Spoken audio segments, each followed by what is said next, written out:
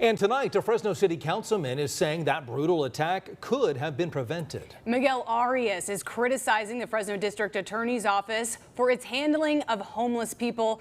Our Hannah Gonzalez joins us live in studio now to detail the war of words. Hannah.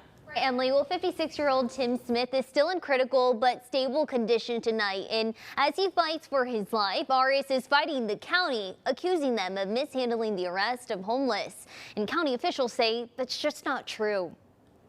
I knew something like this was going to happen eventually, because a message out in the unhoused community is that you can commit whatever crime you want in Fresno and you'll never see the county jail for longer than an hour, and you definitely won't get prosecuted by the county DA. Fresno County District Attorney Lisa Smitkamp and Sheriff John Zanoni tell me that there's not enough room in the jail to hold individuals who do not pose a threat to the public. But Sheriff Zanoni says calling it overcrowding is not correct. We may have open beds within the jail right now as we speak.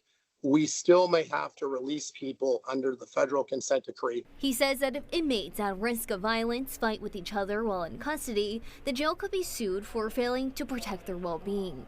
Because we knew what the potential outcome would be. Smitkamp says that Patavona's criminal history doesn't point to an attack as heinous as the one caught on surveillance video last week. And that's why he was one time released on his own recognizance by a judge, and one time he was released on overcrowding. Zanoni portrays the attack as an indictment on California's penal system. The city's not to blame. The county's not to.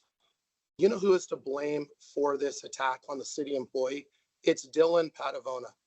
And I say that because this is what's wrong with our system. We look to blame other people.